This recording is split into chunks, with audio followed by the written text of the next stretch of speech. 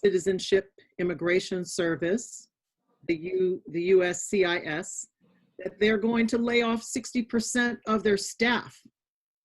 They sent out furloughs already, so if the Congress does not fund them and give the Trump administration for them $1.2 billion by August 3rd, we are going to have a big mess, bigger mess than we've been. I had a timeline of all the stuff that has happened since March 11th with the original bans and how it just progressed to everything that we do with visas and immigration, and non-immigrant visas is what the artists get, apply for, and receive, basically working permits.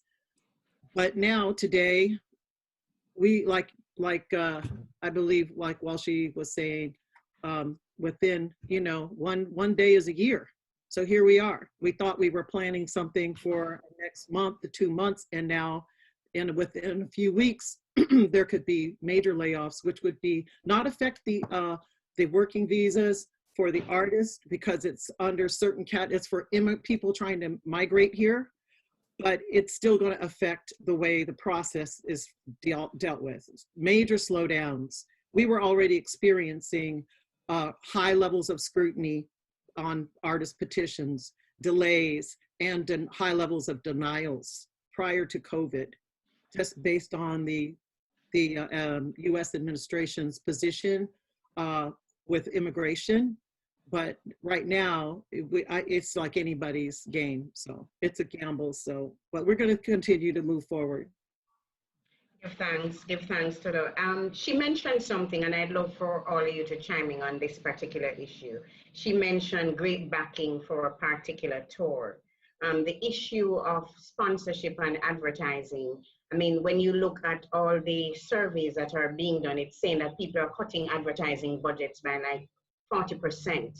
I know definitely in Jamaica, it's almost all dried up with media houses either slashing salary of their staff members, because advertising spend is not coming in. Spotify announced earlier that it missed like the first quarter of advertising targets in light of all of the budgets. And another thing that I'll bring up so that you can comment on it is how much we relied heavily on sponsorship from corporate entities, especially drink companies in our Jamaican context. And the fact that I was just looking at somebody with a Magnum today, and I'm like, did you buy this? And no, I got it. I don't buy a Magnum for car home. Because the truth is, I drink this when I go to a party with my brethren them. So the sponsorship managers are saying that I'm not getting anything from sponsoring a live event because I rely heavily on it impacting drink sales. When we talk, and I heard your Walsh, and that resonated with me, because in as much as we say it's an opportunity, it is hitting our bottom line. And so I'd just like for us to comment on how we see that going, and what do you say to corporate who will not necessarily sponsor these virtual events? I see you laughing, Shani, so we'll go with you first, no? No, the reason why I'm laughing is because while she got on record, he want to test me. Well, I got dub plates up here, you know? Don't let me draw from the dub plate, them, you know, while she. You know what? I'm very lucky because the BBC station is not funded by advertising. So I'm very lucky in that I've spoken to other colleagues that work on commercial radio stations, and some of them have told me that some stations have literally shut down, but they're just staying on air because they want to stay relevant and they want to be out there. So I don't know how true this is, but I'm very lucky in that sense. And in the UK, I'm not one of those that get sponsored by some of the companies. I'm not so fortunate, but like over the last week, I've actually picked up the phone and called a few of them because I've seen that they've been going online to do a lot of advertising right now. So it takes people like myself that I suppose have a following, have a face, have a name. I suppose I get to be the opportunity to tap into that now. So I've been very fortunate in that manner. While she join the clash now. Irie, we're waiting on you now. I think they've opened Nolan's mic, so you can go ahead, Nolan. It's interesting, right? Like, I think prior to this COVID shut, things that we stress, one of the philosophies of our business operation is that we're not even in the music game anymore, right? We're in the audience game. And I think this, the COVID thing has proven, is that if you can draw an audience and you could attract an audience, engage an audience, you have leverage, right? Because not only have we pivoted, but brands have pivoted as well, right? Yeah. Prior to me coming on this call, I was literally crafting an email to a friend of mine who works at an agency, a Black agency. And she recently told me that because of the disruption, something as big as Essence Festival has completely disrupted their brand strategies, right? They had, 5 brands that were already signed on to Essence. And the point that you made about the Magnum examples, these brands are hoping that these events will help them hit their bottom lines and hit their numbers and all that stuff. And now that if that goes away, how do they pivot? So it's not only the brands trying to figure it out, now it's the agencies trying to figure it out and trying to figure out how now take that money that they're afraid they're going to lose and put it into something that could help them at least deliver that audience, right? So at the end of the day, it's audience, right? So even coming out of COVID, I would recommend that everybody really take a long, hard look at how they're building their audience, how they're keeping them engaged, and how they can literally take that and sort of help to reinforce what their business is, right? So to the point of disruption, we talked about COVID disrupting our lives, and then social unrest disrupted COVID. Right. So when Walshy was saying how, he had a huge audience at first and then that audience got cut in half. I know in the States, at first, everybody was really about the live virtual thing. The novelty of it was so amazing. And then when the social unrest thing happened, that became our thinking every day, every minute of the day. So I didn't care about Versus, what Versus was doing. I wasn't checking for my favorite DJ anymore because now I'm tuned into CNN. There's a protest happening, and I'm talking to one of my favorite artists who want to drop a song about what's happening, right? So at the end of the day, I think the audience interest is shifting, moving around, and all these companies, these brands, these media companies are realizing that now they're running out of ways to attract the audience, right? So we had a call where this executive producer of this major TV company is saying, we're running out of content because our production company can't shoot. They can't shoot movies. They can't shoot TV shows. We're running out of content. What do you have for me? Right. So for us, now we're knee deep in trying to figure out how to make sure we master the content game. Like these guys alluded to, we have to become real content producers. And then secondarily, how do we keep the audience engaged so we can now take that audience, go back to the brands and say, let me give you an opportunity to capture some of the audience that you've lost. All right, give thanks. Walshy, I hear you can actually unmute yourself. Really? Seriously? Like we're gonna have a clash in this moment? You're not unmuting your mic to contribute to the conversation. I'm going to ask Irie to control the DJs in the Those 2 DJs. Yuan, I'm going to go to you while Walshy shifts. We're going to shift just that we've had to shift. Mr. Simpson. Since I'm unlikely to join the clash, but I may just take up my drum and start to play, but that's a different discussion. But no, what I want to say is this. Part of the challenge with brands is that their associations in general, and a lot of it around reggae music, the association of brands with reggae music has been in a kind of a mass connection way. You don't have very many brands taking artists, taking personalities as brand ambassadors and having that carry their goodwill to the brand. Generally speaking, it's a lot of, they sponsor an event and they sponsor more often than not in products and these things. And so a lot of the times, the connection is not made with the product that the artist presents and the product of the brand. And I think what needs to happen now is that brands need to pivot in that way.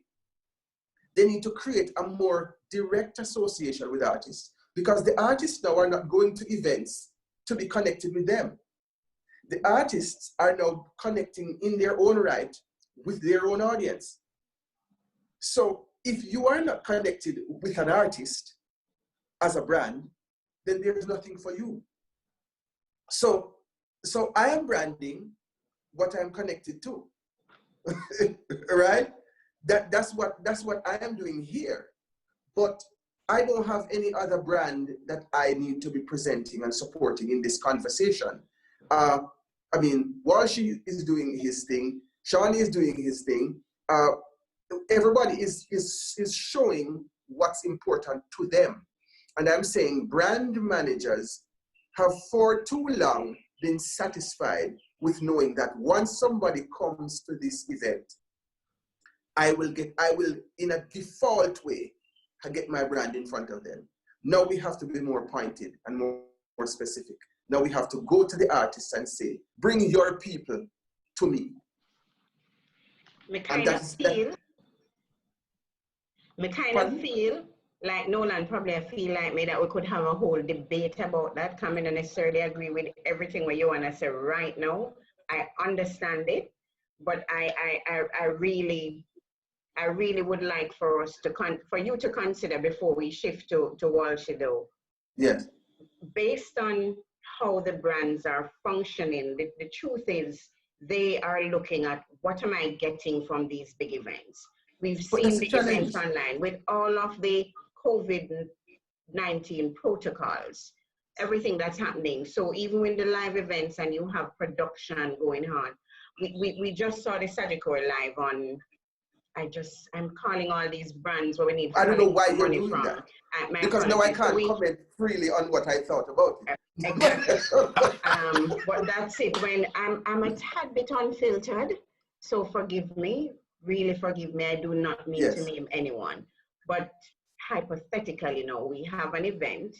When you have the event, it's a virtual event and people are coming to the event. You have less people there. You have less people in the background. The brand is just going to show what's in it for them. I'd like for you, Nolan, as a marketer, to sort of explain this, because what Yuan has expressed is the opinion of a lot of industry players, and there seem to be that little divide with the gatekeepers of sponsorship and the people in industry. But let me shift to you, Walshy, to just talk to us a little bit about... Yeah, man, you hear me? Yes, we're here a long time. All right, so the main thing I wanted you guys to see about this is a Bacardi dub plate. Bacardi has sponsored Major Lazer and sponsored myself massively, probably more than I want to say almost anybody has actually been sponsored. We've been able to get sponsorships for other artists through our sponsorship. So we've been able to get Conscience sponsored, Masha Montano sponsored. We've been able to do amazing things with sponsorship, which we now no longer have. So that I don't want to say that we spent the money before we had it, but we did kind of already perceive ourselves saying, yo, we're going to do our live show like this. We're going to do our advertising like this. Our marketing is going to be like this because we have this guaranteed every year. And it was 4 years that Bacardi was sponsoring. And this is just a creative sample, but anybody that knows anything about dub plates and stuff like this, all of this never cheap. None of this never cheap. So to know that that's all gone, what that is forced is what I believe is a great point to add to this build right now, which is there's something about what was happening before that I think the sheets have been pulled off of in this particular moment, which is a lot of people without the true talent and hard work were able to go ahead and get maybe even stuff like this. Now, I think we're in a place where the people who actually really have talent and work really hard. Exposed online. Them kill. Exposed. If you can't perform online, you are exposed. Yeah. You cannot hide it anymore. Exposed. You can't hide it anymore. That's why and give like thanks. Tony Matterhorn winning right now because he's a performer. Yeah, man. And we want to give thanks to the moderator for allowing us to all speak. Thank you. We got this. Bless. You don't have to mute us. Thank you. We all speak at the same time. Yeah, man. Give thanks, moderator. Man, that was rough. All right, so anyway. Okay, naming is important. It's Colleen. No, not moderator, not you. May I talk who you did say was in control of the mute? Irie Jam. Irie Jam, may I talk? Irie Jam. You're right. Let's hold Irie Jam. Irie Jam responsible. We're free up. We're free up. They might mute you in a minute because I may ask them to if you and Shani being a behaving yourself. We can close. We can Rizla actually clash. Yeah, close Rizla. out with Quaz's permission. We can close out with a clash, you know. Yeah, man. Irie Anytime. said to me this morning, so mommy, all I'm going to do is just talk. You couldn't end with like some music or some party. So from the mouth of babes. So I Ready. want to go to you. We're kind of looking at the opportunities for industry, and we talk a lot about frontline, whether it's the DJs or the artists or the backing bands. But how can the behind the scene creatives like yourself survive in this era with so little live events? So I want you to speak first, and then I'd ask for everybody to chime in terms of any suggestion you have for people like Tolo and myself. Well, Nolan, you seem to be doing it. How can we level up? I'm sorry. Go ahead.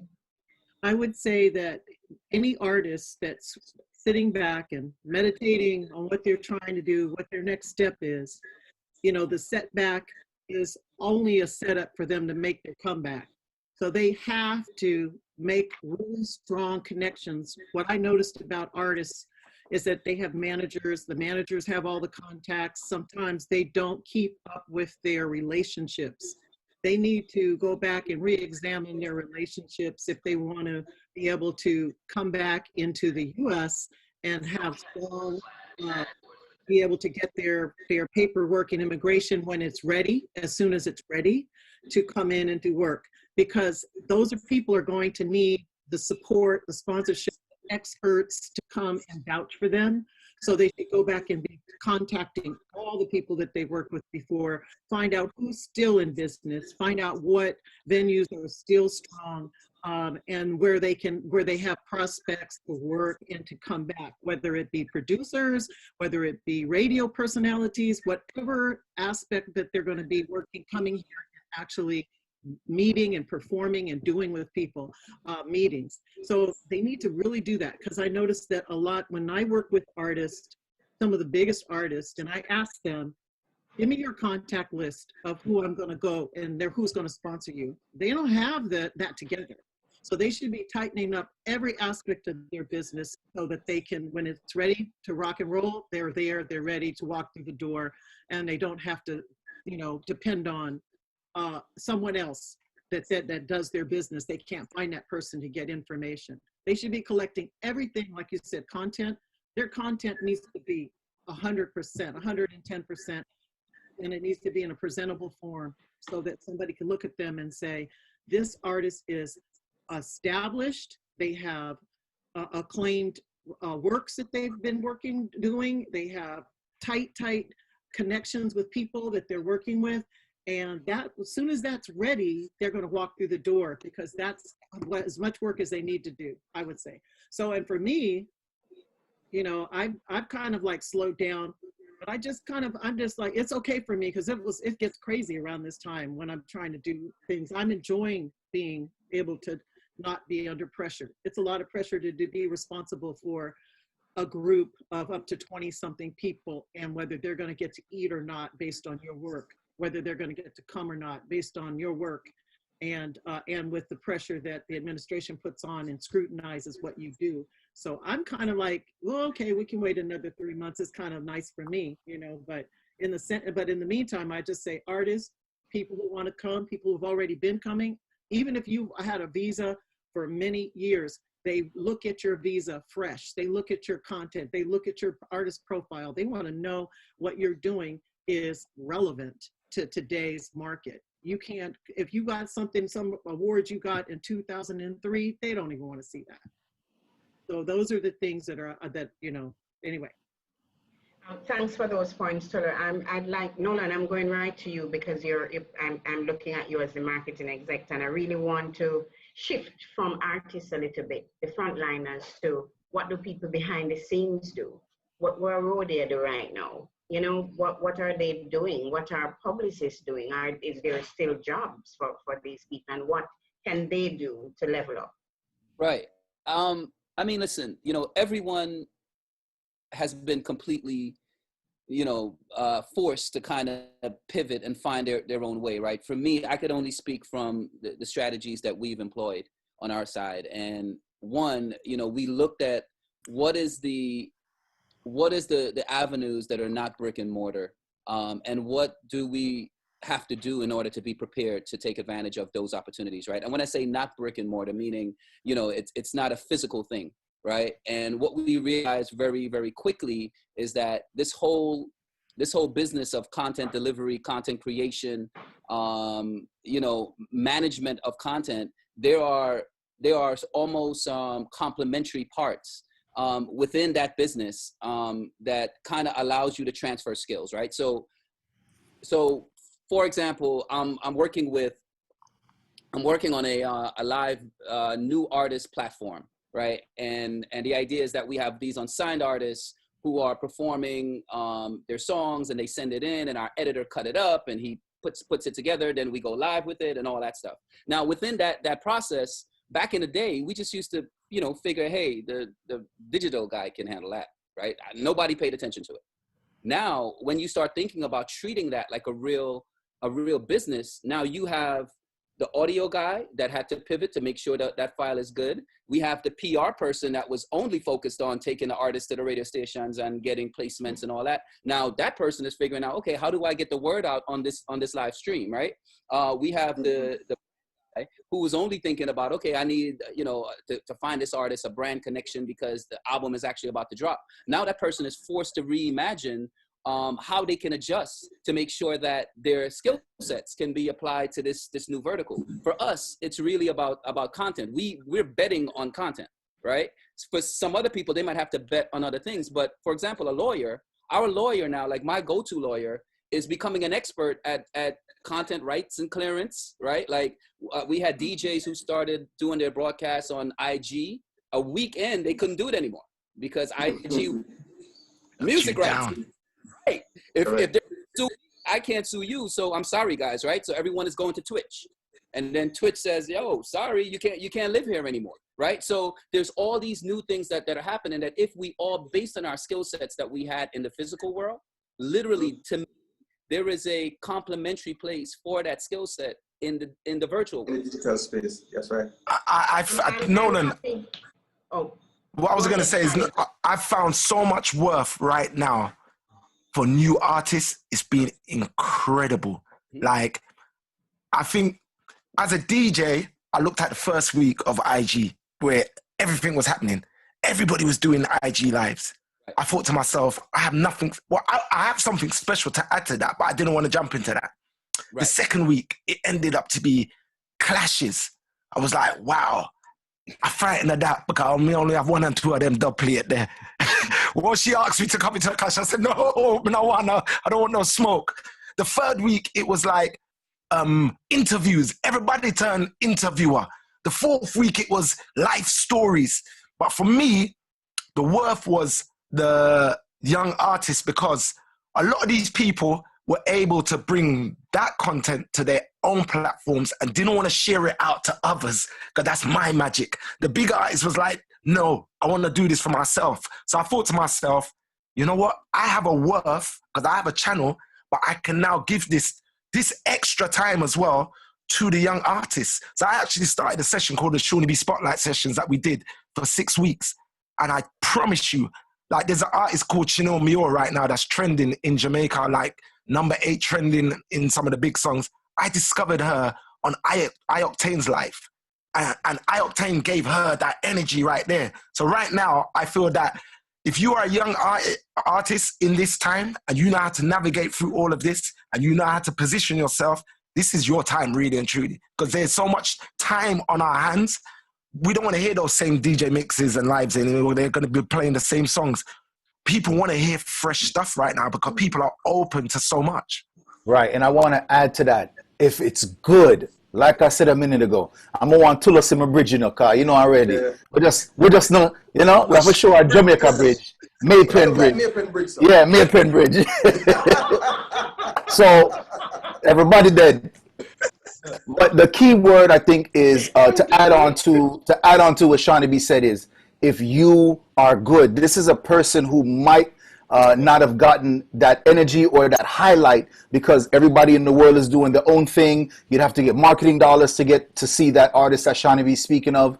And then now we have a concentrated focus where everybody's looking at one thing, this. And now Shawnee B comes across that artist, but most importantly, that artist was good.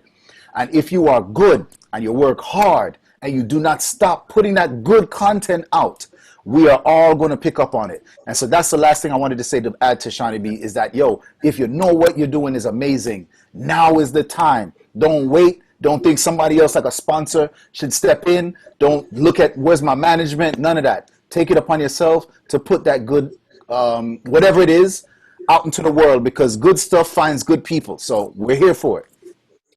Can Nolan, I see your hand. I, just quickly, I wanted to echo what Walshy said, right? I think there's a couple of things I would advise. Oh Lord, the man just threw up the London Bridge. Okay, before we go any further, let's just pause for a moment and shift. Because this must be the most unruly panel I've ever had to engage with. And I love you all. It's vibes. Declaring that I love you all, but on unruly. You got to put them at the back. Put them at the back of the class. I see Beecher going behind Nolan, Mr. Maypen Bridge with the Jamaican colors behind Walshy, and now London Bridge is falling down. It's falling down on you, Shawnee B. Nolan, when you threw, I want you to come in right after because I wanted him to pick up on the convo you started about content rights and clearances. You're the attorney in this mix, so I'd like for you to pick up on that immediately after. Sure. So the point that I wanted to make was, I'm echoing what both Shawnee and Walshy said, right? The ability to be good and translate online is completely different from the other mediums, right? So if you look at somebody like Tory Lanez, right? Tory was a great character. His lives, those lives are so engaging. He's attracted hundreds of thousands of people doing it because he is tailor-made for the medium, right? So there are people that might be good, they might have big names, but they don't translate on the small screen. And so I want to recommend that all the reggae artists, all the Caribbean artists that are really trying it, take some time to make sure that your joint is good, right? Like on this Unplugged series, we featured Dre Island. And there was a reason why we featured Dre Island. We looked at all the reggae artists and I'm trying to figure out who we can get. Dre made the most sense because he translates well. He can sit down behind a piano. There's not a lot that he has to do to be compelling and draw someone in, but you have to take the time to make sure that you're prepared enough to translate on that small screen. The same way you and your manager would find an outfit and rehearse what you're gonna do when you show up on the morning show. It's the same thing, preparation you have to do for the small screen. And we saw that with Versus. Yes, absolutely. Thanks for jumping in, Shawnee B. Irie, I want to work with me now. You see, anytime Maurice and Shawnee B do this again, want to just mute them for me. Peace and thanks. The energy is good. I'm sure all our audiences understand good Jamaican, especially the ones from Clarendon. Mr. Simpson, content rights and clearances. At the end of the day, content was always king, you know. It was just the context in which we were receiving and distributing that content, and things were able to slip through the cracks. So the management of it, the curating of the content, was not always being done this way. Now, one of the good things is that everybody can get their content out to millions of people if they do it right, and they don't need a middleman because the platforms are the middleman. But if you are using content improperly, and if you're not getting good legal advice, good technical advice as to how to distribute the content, then you find that you end up with a quick stumbling block. Good, which is what has happened to some of the DJs, because there was the understanding that it really is not okay to just play somebody's song for your own marketing and for your and for your own earning, because there are people who are making money and cash up and all sorts of things. It is just not okay to do it. You need to have the right clearances for the context, whether you're going to get it from a collecting society, or you're going to have arrangements with intermediaries, or however you're going to make it happen. It is important for us to learn music rights, because that has been around for decades, but we have taken it for granted because we got away with it. Nobody was going to police a party, for example. Nobody was going to, you could sing any song you like, play any song you like in a context once you were hired for the party, because the promoter would have to figure that out. Yep. The promoter would have to get the rights. Now, you are doing it on your Mevo or on your laptop or on your computer. You have that responsibility. So, just as we're talking about publicists and so on, no, you can't get a criminal lawyer to help you with this. You have to find it, right? It's just the reality. And so, yes, you're going to need an immigration lawyer to deal with your immigration issues and your work permit issues, but you're also going to need an entertainment lawyer, an intellectual property lawyer to handle the music rights side of what you're doing. And now we're beginning to understand that as much as the world has become smaller, we have become more interdependent because you can't have all the skills. And that is one of the critical things that we must take away. Yep. Give thanks, Johan. I see that we're having an attorney at law clash because really but he's a tad bit more polite than our DJs. You know it is. Quasi, you were raising your hand? Yeah, I'm also an artist, so I can bust out lyrics too, but I'm gonna save that. But I wanted to piggyback on what Ewan was saying, because I have seen an uptick in my legal practice since the quarantine because of what he said. A lot of artists are realizing now, if you want to place content, you got to own the content. That means you have to have your agreements in order. I'm having a lot of people come to me to form LLCs. A lot of people coming now to finally get their producer contracts, their releases, because in our Jamaican culture, we did not deal with paper. We're a handshake culture. Yes. And not even a handshake sometimes, with us, yeah man, everything good, and then problems. So I am seeing on my end a lot of independent artists now calling me, what do I need to do so I make sure I own this? I want to be able to try to get this place somewhere. I want to get this somewhere. So I think the role of the entertainment attorney has become paramount in this new digital content space. And I'll leave it there. That's right. Give thanks, Quasi. Walshy, I'm looking for the next, in the spirit of clash, it's about time now that you change your background. Just saying. So we keep the spirit of... I don't have the technology.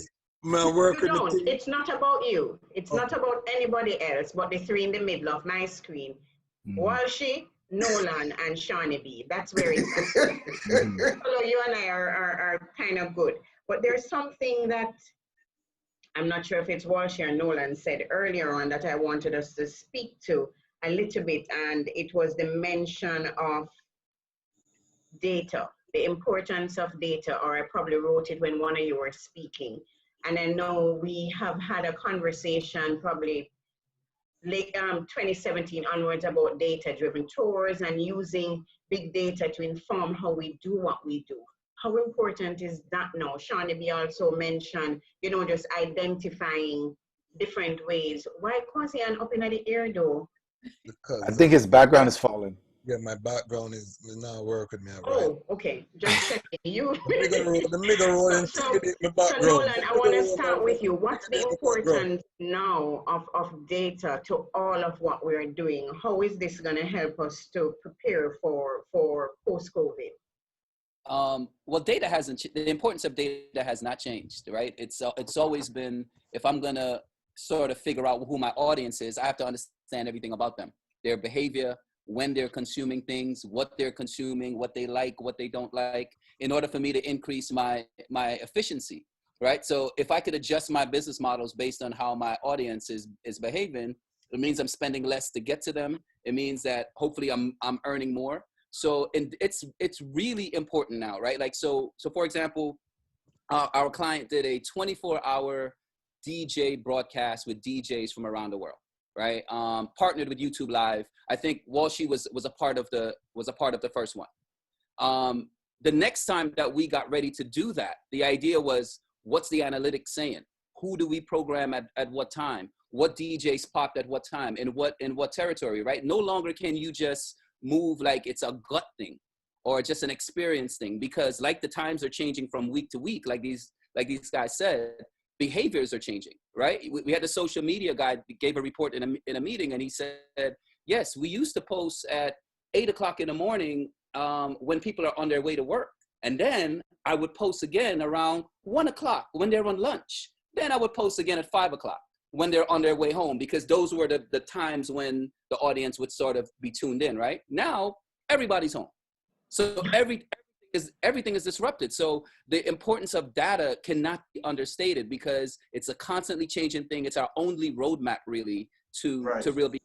It's not just about, you know, how good our thing is going to look and how much, you know, how frequently we want to do it. Now it's, are we wasting time by doing it at the wrong time? Are we wasting time, or are we wasting money by presenting our content at a certain time? So how do we invest in learning more about our audience and all the little, and we have tools right now, right? We have basic tools right now. If you're just the average, right? You have your IG analytics, you have your Facebook analytics, all those things. I recommend that people really dive in, because that's the precursor. When you become bigger and you need bigger platforms to kind of tell you how to move, at least you will have a basic understanding of how to interpret that data. Thank you so much. I'm reminding our audience, it's 14 minutes past 7 in Jamaica, which is 14 minutes past 8 in your space. This is actually the time when we welcome any questions, comments for our panelists. Remember, we are live on James Effect on IG, ireggaeday.com, CaliforniaRootsFestival.com, IrieJam 360 app, the IrieJamRadio.com, IrieJam Facebook.com, and IrieJam 360 on YouTube. So you can send, by the way, follow me. I'm just going to do this. I'm CD Publicity. I'm new to Instagram. Can I tell you, I'm probably the youngest Instagrammer in here. Follow me. I suspect just so I can compete with Walshy and those kinds of people. So we have been talking a lot about what is happening, what we perceive.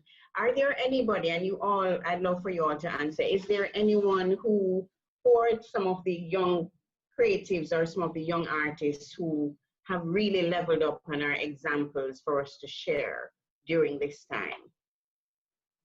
I think I mentioned one earlier, and that was Shino Mio, a young artist. I think she comes from Montego Bay, and I've just seen her literally on everybody's live. She's getting involved in everything, having a conversation with everybody, singing to people. And for me, she was very much one of those standout artists from what's going on online right now. And I think she has her sound is very much like Tanya Stephens, but in what's going on right now, she's really impressed me the most. And I've really loved like what she's done. And I just think just the way some of there's some kids over in the UK over here that have really got involved in like the clash culture, and you have to big them up for that. There's some guys called No Signal. I think they're broadcasting a radio station out of their bedroom. That they had a clash, which I didn't really agree with it. I think it was Wizkid versus Vybz Kartel. It kind of pitted like two different continents and genres together. But what they've created from that, and these were some kids that used to be up in the One Extra building. All of a sudden, I've heard that they got like brand sponsorship and whatever. But for me, I hear what Nolan's saying, but in a way, the data thing works. But if you can catch that temperature right now, I think that's what's the most important thing. I look at people like Wiz and these guys that do like long form interviews as well. For me, these guys, they're putting heat under my feet as a radio broadcaster.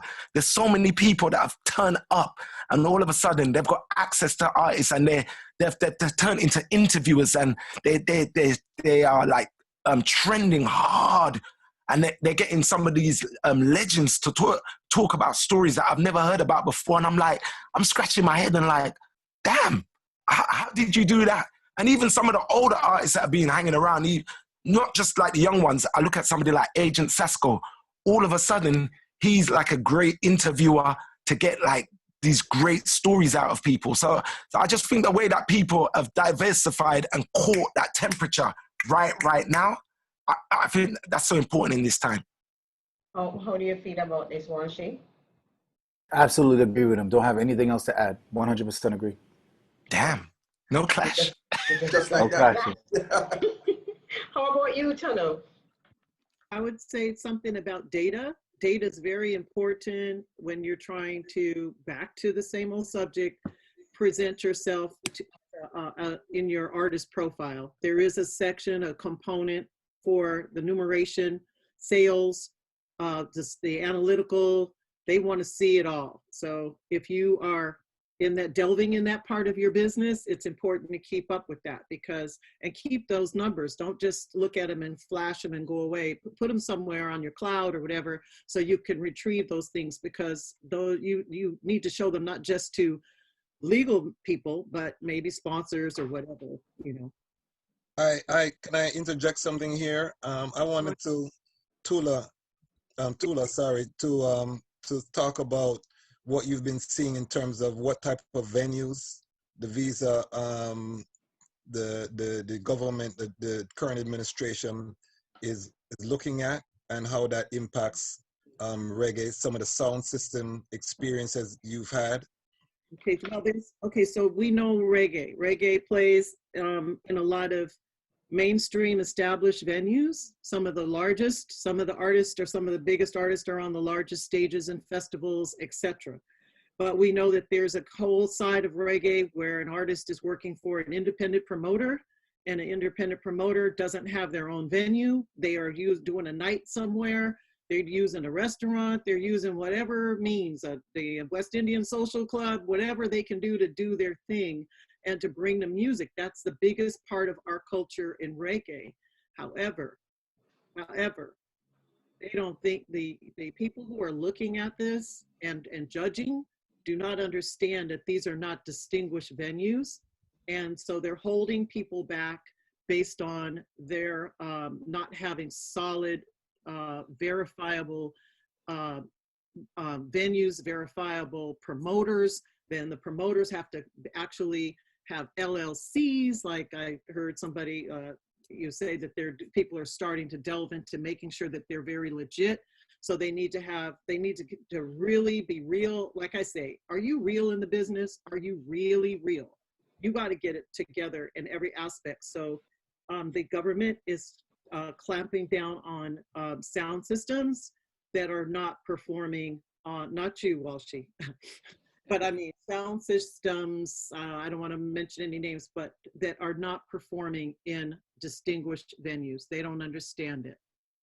And there's not, so it's dying. It's kind of like a dying thing. So I think we have to figure that out as a group of people, what we think is important and how to support and how to, and I'd like to have some more conversations with people like about how they can be supporting the artists that need to come up here and get the Jamaican government or the Jamaican associations need to really step up. I know you probably get bombarded at Irie and, you know, with things, but you need to step up and help these artists when they need letters and they need your backing, and to say that, yes, that should be the least in their packages.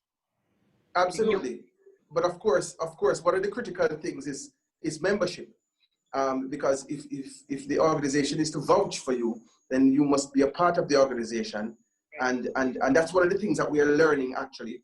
I find more artists are coming into an understanding that association is important. That's one of the challenges with data, by the way. And we mentioned earlier that we have a very informal kind of environment. People don't want to register. And if they're registering, you can't know what their TRN is. And because they believe somebody's going to want to tax them. And so we can't really account for each person. But then when the government is giving a care package, he wants to be identified as a member of the industry at that point in time so they can benefit. Now, we want everybody to benefit, but we are saying there is a reason why we exist at Jaria, so that you can be represented, not just to the government, but as Tula is saying, we also need to say to the external bodies this person is legit. They are the real deal. They are who they say they are. So if we don't have a relationship with you, it's difficult for us to truthfully say that. Right. So, and we don't want to get into the situation where we are saying it just because somebody asks. And then it becomes common knowledge that, oh, Jaria will give you an endorsement. They don't have to know you. And then Jaria's endorsement loses its value. Right. So the connection and the membership and the lobbying together and all of this is very crucial, as well as helping in giving the numbers so that the government can plan, so that technocrats in the industry can plan. I mean, people like Tula can plan better. Walsh will have a greater idea of what he's dealing with in an industry, right? I mean, we can't beat data. We can't beat data because it helps us to know what's going on. It will also help our friends in corporate to know what kind of numbers are being pulled and where they are to put their spend, because they will now understand the demographic better than just who will come to an event, but who am I reaching out to and on what platforms am I reaching them and which artists are best to carry. Because of course, there are people who will drink when they go to a party, but in this new normal, when people cannot go out or people cannot consume things publicly, there are ways for them to consume it privately, but we have to all pivot together. Agreed. Give thanks, Johan. Give thanks, Tolo, for those kinds of comments. How do we, as an industry, regain consumer confidence? Because personally, if I not hear about a vaccine in another year or so, I don't necessarily think I'm going to want to ever go to a live event with all these thousands of people. How do you think we're going to balance with those kinds of fears from our consuming public? Walshy, you mentioned your online situation initially. Is it that you're doing anything to see how you can, and the clash continues, but are you doing anything to see how you can increase your numbers back to 3,000 from the 1,200? Is it that people are tired? What is happening? What can we do? It's 7:25, and so I'm going to ask you to respond, and then I'm going to go around our virtual room for persons to just speak to a little bit about the vision for the music industry, reggae music in particular, post-COVID. Yeah, man. So with my sound clash, what I will say is, Shawnee B touched on it earlier, where 1 week it was this, then everybody moved to this, then everybody moved to this. The last couple of weeks I've seen lots of poetry. Everybody's all a poet now.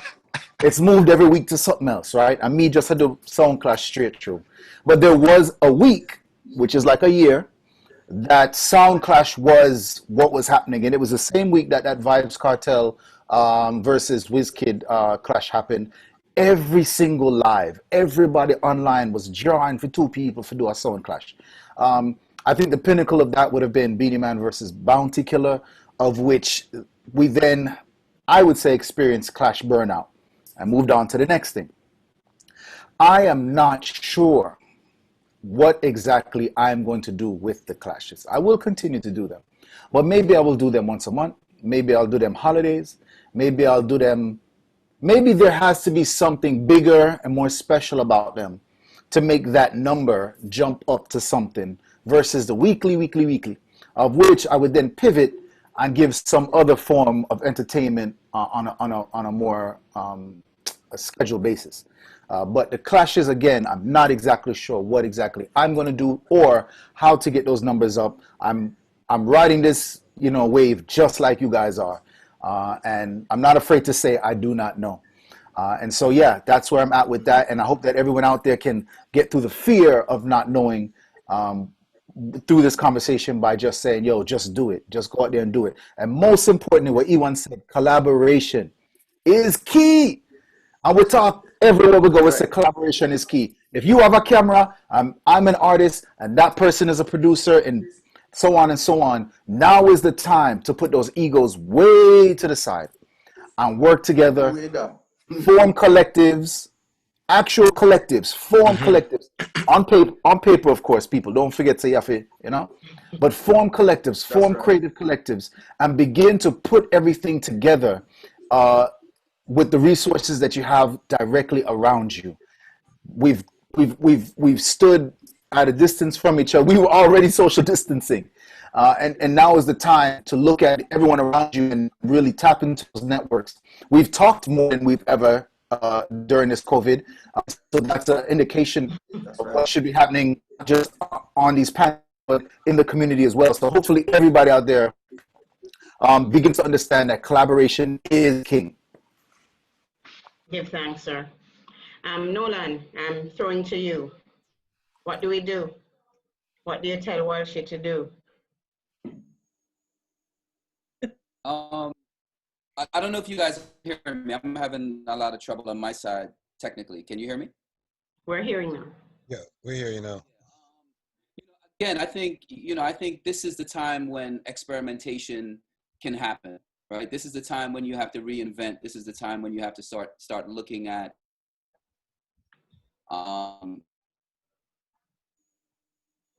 Okay, Nolan, we're having some difficulty with your sound. Audiences because we want to hear you. I'm touching such an important point that things are pivoting.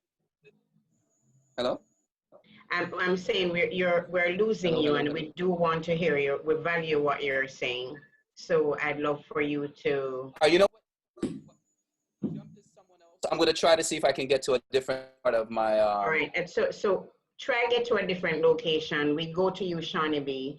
I think innovation is the thing, forward thinking, like what Nolan was saying, experiment with different ideas. I know that this week I'm going to be part of an enterprise that's going to be launched. I think one of the things that I've seen in the UK actually is that if you think about like drive-in cinemas, where people were driving to see the big screen outside, and on your part of the world, it should be able to be done so much easier than it is where I am because the weather doesn't really permit. But what I've seen is like people doing concerts where people can drive in with their car, and then everybody exit from the left, and there's a box, and that box is your social distancing space, and that's your space. So it's gone from like, you're not going to get the 2 and the 3,000s, but you're going to get 300 cars inside this parking lot. That's going to have 4 people inside there. Do the maths, that's 1,200 people.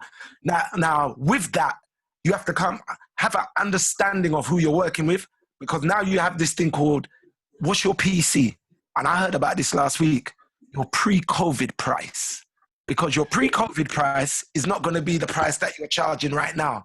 And you have to be realistic with that and know that you're working with brands to be able to build something that when we come out on the other side, we have an understanding of each other. And I could say, you was there for me and I was there for you. Let's continue to build. So that word, collaboration and partnership right now is so important. We have to understand that we are all in this together. That's the one thing that we have to understand. We are all in this together. So the big money where Walshy them did a charge with Major Lazer with the gold speaker box and where I'm behind him, like, I've ball on the price, little piece, and him have to understand. So we have ball on the price.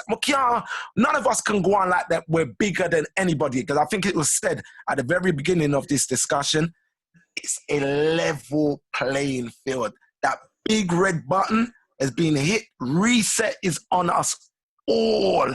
And some of us have noticed that actually our worth is not that worthy. So, and then some of us have realized that, oh, my uniqueness and my oddball attitude works in this world. And those guys have become the stars. So now we really have to work with each other. And I've seen it already, and I just want to see it continue. Unity, collaboration, and partnership. Give thanks. You on? Yeah, well, I'm saying the same thing. I'm saying we need to understand that every mickle, it's a Jamaican phrase, every mickle make a muckle. And so now we're not jumping on to saying, okay, we're going to do a festival, and this festival normally pulls 80,000 people. So I don't have to do anything, I just need to show up at the festival and perform, and we're good. We need to be making connections. And those connections that we're making within the industry with each other, as Walsh said, and as Shawnee B said, the connections that we're making with each other are going to put us in touch with a larger market, with larger markets, so that we can end up, for example, I can tell you, Beanie Man and Bounty Killer don't very often, if ever before, perform to 3.7 million people one time. Just don't happen. This new normal has made that possible, right? I know Walsh is accustomed to getting a lot of people listen to his music and to his productions when they happen, but his audiences are not usually 3,000 people when he's playing in a club. So we are ending up in our small spaces making these larger connections. So we need to capitalize on it. And with this level playing field, once you believe in your talent, find a way to present it well. If you're presenting from your living room or you're presenting from your studio, use the technology so the thing can look goodish. You know, pay attention to angles and to lighting and to all of these things when you're presenting your performances, so that you can still be presented in a manner that an audience will continue to want to see. Those are the little things matter. Every mickle make a muckle. Give thanks, Jorn. We go to you, Nolan. Are you ready for us? Arijam, I think I think you can unmute yourself. In the meantime, Tolo, your final words. Well, I would just say that we love reggae. That's our passion. We love the music. So we're going to just keep going forward and persevering through whatever. It's not going to just dry up. We just are going to make it happen. So I'm here. I'll help anybody I can help. I've been here for 30 years trying to help folks get a bridge to here and other places. So just whatever I can do, let me know. I will connect people. I love to connect people to make it happen. I believe in collaboration. I believe in pointing people in the right direction to connect with the right person so they can move, keep it moving. So that's what I will be doing, is keep it moving. And I'm going to be hustling every day like I normally do. Give thanks. Nolan, you're ready with me now. So sorry about that. I had to get to another place in the house. My Wi-Fi is bugging out right now, but I don't know how much I could add to what these guys have eloquently said, right? And I just think that really this is the time for reinvention. It's the time for stepping into lanes that might be uncomfortable for you. It means that you have to learn new skills. But I can tell you, every new skill that you have to learn, there's probably somebody in your network that's an expert on it, right? So to reiterate what you guys have said about the nature of collaboration, right? Every major company that we can sort of path their journey, we can kind of look at their journey, had to reinvent it at some point. You just have to. So you got to look at yourself and really start to figure out, what am I weak in? What do I need to strengthen? What are the new skills I need to learn? And you have to just go out there and do it, right? We have no other choice but to do it, because what's the alternative? We're gonna sink and flop? Nope. We're not that kind of people, right? Like, this is not that kind of genre, right? We're just used to reinvention. We're used to, standing up and facing challenges. And I think I don't even see this as a challenge. I just see this as like a time for us to reimagine ourselves. I think we've been coasting for a minute as a genre. We've been kind of coasting, right? If it's been a bandwagonist thing, if one thing is working, everybody gonna just do that one thing. Now it's time to really start thinking about what your uniqueness and specialness is. So I would say that's my final thought. Give thanks. It's a lot of points that resonated well with me. Earlier on, somebody speak about leveling up your brand at this time. You work with Prof a lot. Practice until you never get it wrong. That this is the time to ensure that we do that. And because I will tell you, I was very concerned about moderating in this kind of space, because I think this is kind of global. I like to be in front of people, and I'm very confident it's not being streamed. It's a small, safe space. But I had to bold up and throw some makeup on for the lighting to work. So it's all of that. It's confronting your fears. It'll work. So it is the time. We're going to stress innovation, collaboration, and partnership. And I want to because we've been saying, Quasi, you put up your hand? Yes, because I wanted, before we seal up everything, Walshy said something very critical and we kind of pass over it quickly, which was he did a paid event. And I wanted to know what was the outcome, what were the challenges, because this is where the online space is headed to. You know, after a time, yes, we're gonna streamline, but money have to make. So can you just talk very briefly about that experience before we seal? Yeah, man, definitely. So first of all, I want to say I don't see too many people that have actually done any pay-per-view events. So I'm willing to help anyone out there. Any questions that anybody has, any advice, I'm readily available to help with your pay-per-view event. It's a lot of work. It's a lot of stress because once people pay their money now, you can't have no buffering. You can't have nobody. Everything's supposed to be nice. Right. That's right. So with that, you end up paying premium prices for the very, very best in a lot of the services that it takes to make sure that nothing goes wrong. Most importantly being, wait name again, terabytes, space, of which we didn't understand that bandwidth. Yeah. And we used it up within the first half hour. And them liquid with a grand for more. Them charge me $1,000. What? So yeah, man, because me did figure, say, yo, you know something, I'll get 100 gigabyte. And then 800 people got into the space. Yes. 800, gone like that. So I ended up having to buy a terabyte, right? But them no one said, them set you up for that. Them say, yo, you know, I sent it to the 100, watch. Because they gave you an option to buy it for cheaper before. And then them say, all right, well, you know, so when you need, we know it, we're gonna charge you. But anyways, that was one thing that we learned on the spot. Overall, I will say that I was blessed to be able to have done 10 weeks before the pay-per-view. So a lot of the mistakes that I would have gone through, I went through already. And then when I got to pay-per-view, there were much less mistakes. Overall, great success. 800 people paid their money to see 2 sound systems that the world did not know. No one knew who these sound systems were. We built the story around these sound systems. If you're going to do a pay-per-view event, I ask you, what is your story? If I'm going to buy a ticket to a movie, I want to know why I'm going to watch it. Is it sci-fi? Is it horror? All right, I'm into that. There's a story there that I'm already into. And we spent 10 weeks building that story. Don't think you can just throw that at people without doing almost like promoter work, where you're a trusted promoter, somebody that they believe will deliver good entertainment. And therefore, now they are ready to give you their $5, $10, or $20. And that's exactly what consistency. Good consistency on a level.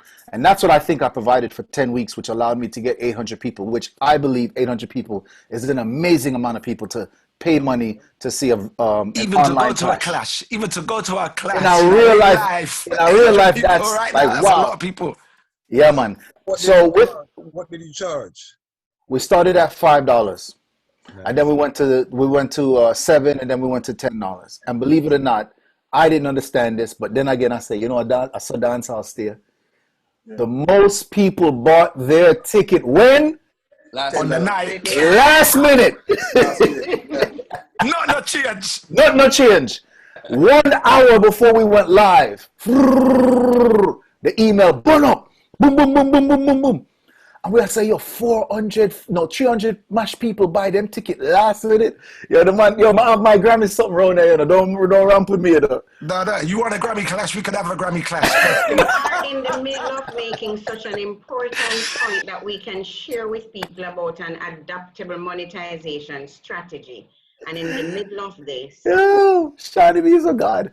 But yeah, man, so what I would like to say, is yes, definitely. There are ways to do this, but now more than ever, people know when y'all give them some bandul or something. Yeah. So please invest in whatever it is that you're thinking about selling.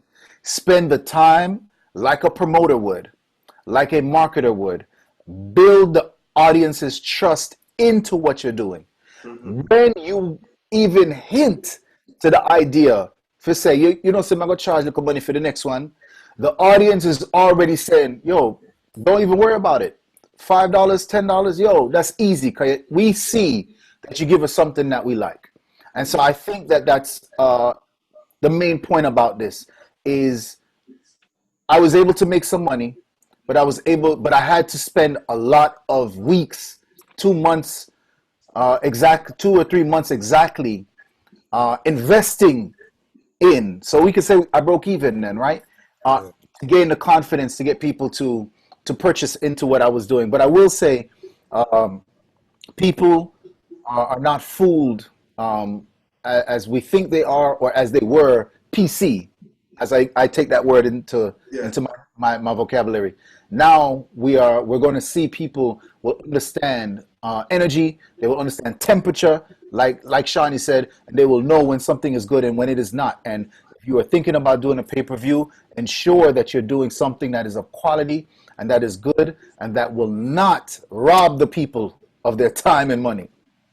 Yep. Give thanks for sharing that particular strategy. This is what it is about.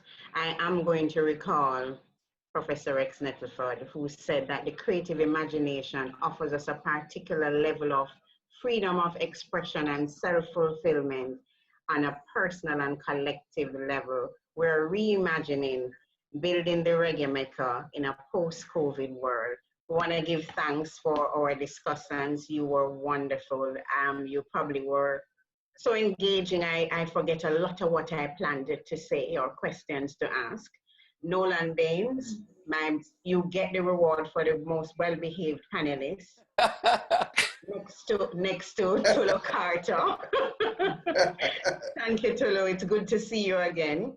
Definitely. Thank you. Simpson was on good behavior today. He's representing for a lot of people. Thank you for joining us. And I'm saving my two wonderful DJs, Walshy.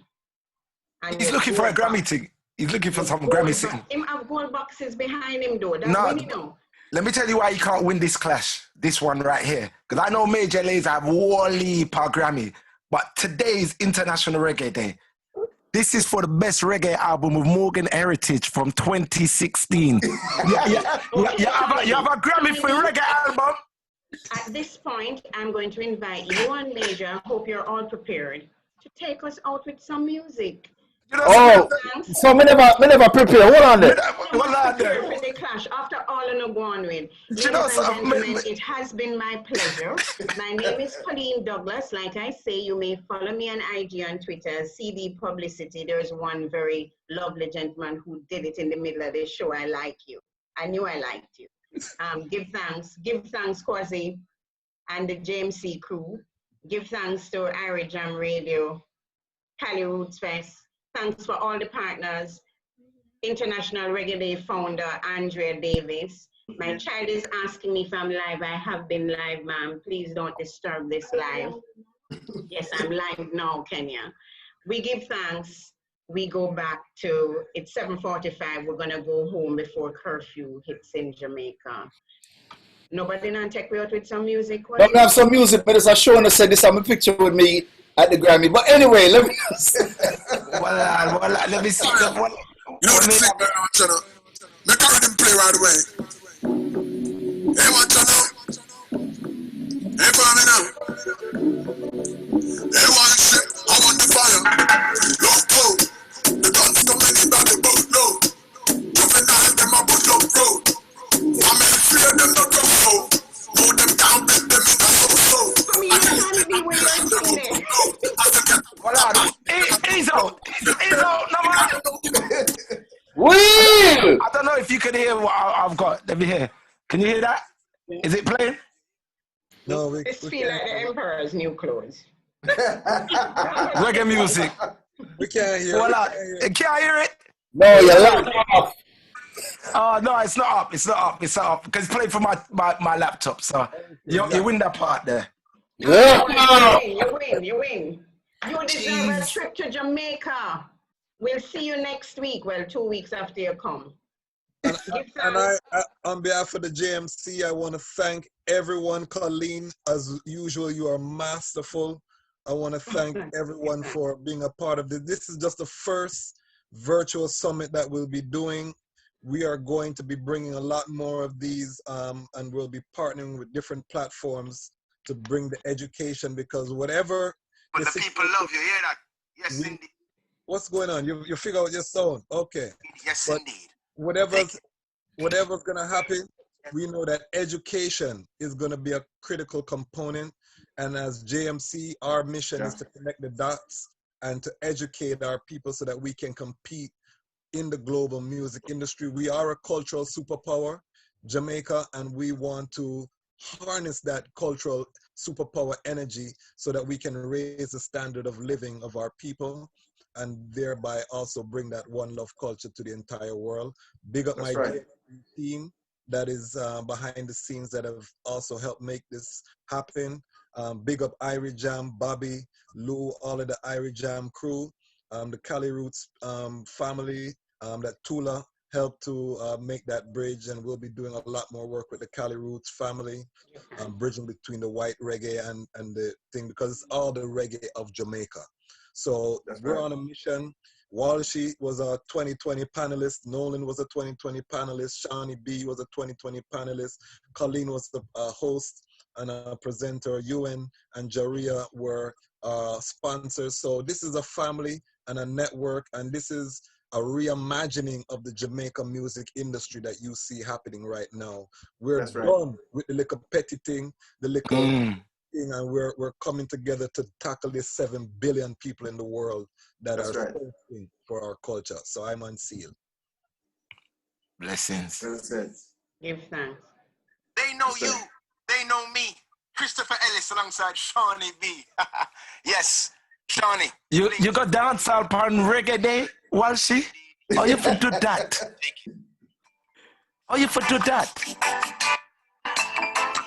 You're lucky, you know, it's a split track. Oh, God. You're lucky. Yo, I just get the fresh Chris Ellis dub. One sound. Oh, what? Just get the fresh Chris Ellis dub. It don't even mix off yet. You're lucky. Bless up, people. Listen, it's been beautiful. I love this. Trust me. Early morning in England, you know, 10 to 2. Oh. That's right. Tell me where you come from, Chronics. Washing up this. Don't let me open. You want to open up the laptop? Who there? Are we gonna go? I'm not home yet. I'm always a baby, wrap up in a nappy. Me never ever like to see me mommy and a Will! I'm not ready yet. I can't tell you. I'm opening up the laptop. Real sound man ever ready. I am not ready. I'm not. I came to talk today. I mean, always ready. Me know, if not a bicycle ride, I'm ready. You're lucky today, you know, Walshy. You get over that one. one. We're going to arrange something because there is some tension here, I see. Yes, this needs to be pay-per-view. This needs to be pay-per-view. Here on the streets of London, JA, UK, the whole world, because we is called Rastafari. This is the original Chronics from Spanish Town. Peace. And everybody Chronics. You got that song? Chronics. You said Chronics, though. You said Chronics, though. It's after midnight, so today is not reggae day in England.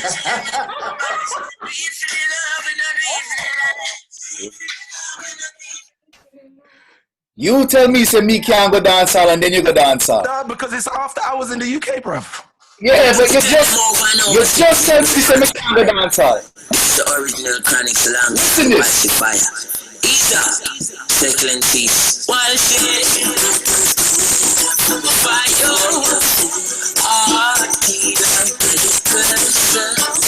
hey, can you hear me when I say, put the lighters in the air, lighters in the air.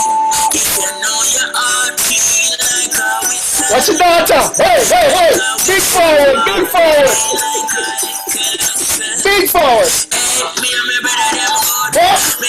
Hey! You don't want to go Chronics for Chronics with me, brother. I don't. If somebody play that, then we're done. Oh, no, me hold on. me not play dub like that. me play Grammy music. I do want to say to everybody, if you like that, the energy is always good. Sound Clash, Yeah. Jamaican culture, it's one of the most, it's the most hilarious, fun moments that you can see competitiveness on a musical level. Yo, check out my Sunday, every Sunday, 2 o'clock New York time on Major Lazer YouTube. Cool. Can we do a shameless plug? All on the way they're foreign, everybody Yes. who in the reggae industry, you can still become a member of the Jamaica Reggae Industry Association, okay? Correct. You should. And Walshy and Shawnee B gonna be our ambassadors Absolutely. in I'm NYC going to get and video London drops from them. respectively. Exactly. Give thanks. I'm Blessings. out. I have far to I'm go. going to take everybody. Blessings. Thank you. It was fun. Bless up, Nolan. Bless up you and bless up, Colette. Bless up, Tula. Blessings. This has been Respect. such a great information. So give thanks. God bless you guys. God bless.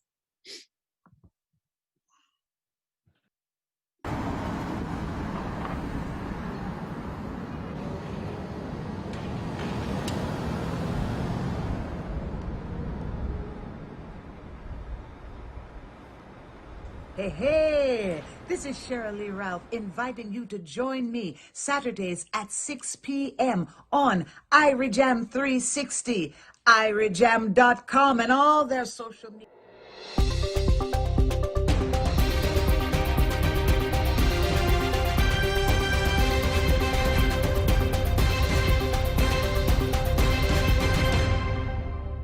It is Wednesday, July 1st. Welcome to CGN News. Digicel will suspend all paid advertising on Facebook platforms for this month as it joins a growing number of global brands taking a stand against hate speech online. The company wants to send a strong message to Facebook and force it into affirmative action against those who would use its platforms to spark and spread negative, damaging, and violent messaging. Major brands like Unilever, Starbucks, Levi's, and Coca-Cola are among nearly 200 firms pausing advertising on the social network, wiping out billions in Facebook's market value. In an attempt to defuse the advertiser boycott, Facebook said it will give priority to original news reporting to divert attention from spam, clickbait, and specious articles. The Trinidad and Tobago Police Service on Tuesday said they foiled a well-orchestrated plan to destabilize the Twin Island Republic. 72 people have been arrested. Protesters blocked roads and fired gunshots, demanding that the officers involved in the deaths of 3 men last Saturday by police be brought to justice. The 3 men have since been identified as Noel Diamond, Joel Jacobs, and Israel Clinton from the Morvant area. Residents compared the deaths of the 3 men to the murder of George Floyd. National Security Minister Stuart Young demanded that criminal elements who are using the opportunity to stir up the protest to end their actions. Young also confirmed that the security forces had detained Fuad Abu Bakr, the son of the Muslim leader Yazin Abu Bakr, who in 1990 had staged an unsuccessful coup there. Heads of government of CARICOM will host a special conference on Friday, July 3, which will see Prime Minister Mia Mottley handing over the reins to incoming chairman, Prime Minister Dr. Ralph Gonsalves of St. Vincent and the Grenadines. During her tenure as CARICOM chair, Prime Minister Mottley hosted the 31st Intersessional Conference and held a number of meetings to map out a strategy to deal with the COVID-19 crisis. She also facilitated a meeting between CARICOM heads of government and representatives from leading cruise lines to discuss matters of mutual interest. The relationship fostered during this meeting allowed the community to openly share concerns about the impact of COVID-19 on the cruise industry in the Caribbean. Dr. Hubert Minnis, Prime Minister of Bahamas, has strongly urged citizens against non-essential travel to countries where COVID-19 cases are spiking, including the United States. Minnis made the call during a national address and implored citizens to stay home. The Prime Minister's plea comes as the Bahamas reopens the borders today for the first time since closing in March owing to the COVID-19 outbreak. Overseas now, Ethiopian musician Hachalu Hundeza was shot and killed on Monday, and his death sparked a protest in Addis Ababa. The singer died Monday in an attack by unidentified gunmen. Hundeza was a popular voice in protests by the Oromo, Ethiopia's biggest ethnic group. He protested for reforms in the Ethiopian People's Revolutionary Democratic Front that led to the rise of Prime Minister Abiy Ahmed Ali in 2018.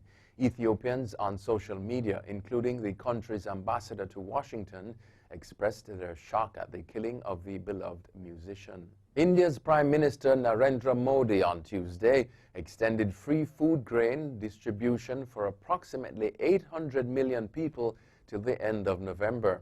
In his address, Modi said during the monsoon season, most of the work happens in the agricultural sector. The measure will cost his government 900 billion Indian rupees, about $11.9 billion. Police in Italy have confiscated a huge shipment of 14 metric tons of amphetamines, which they say was produced by ISIS in Syria. Guardia di Finanza Financial Police said officers tracked 3 suspect containers to the port of Salerno in southern Italy and found 84 million pills with a market value of 1 billion euros inside. Investigators said the bust is the largest drug haul in the world in terms of both value and quantity. Hong Kong is now facing a new reality. China's central government has imposed a sweeping national security law that critics say has stripped the city of its autonomy and civil and social freedoms. The law cements Beijing's authoritarian rule over the territory. Hundreds turned out to protest the legislation in the busy shopping district of Causeway Bay, but were met with a heavy security presence. Riot police fired pepper spray into the crowd, dispersed protesters, and deployed water cannons.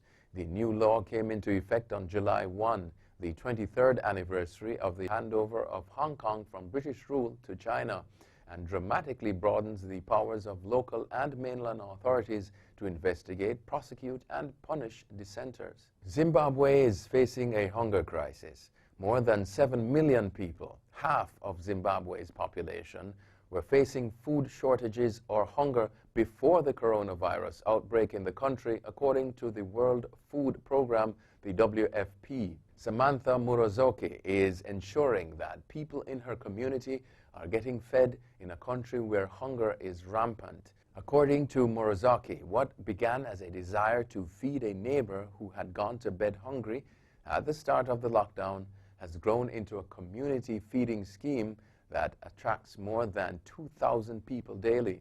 Initially, she funded the project out of her own pocket, but the community soon started to contribute to sustain the project, and she traded some of her own items too. Morozaki said it took her less than 2 weeks to get to 867 to queue in front of her home. She bartered jeans, sneakers, jackets for maize, cooking oil, salt, and labor. The 35-year-old lawyer and mother of 2 has since become a national heroine and says her life has changed. That's it for CGN News. I'm Scott Wilson. Thanks for watching.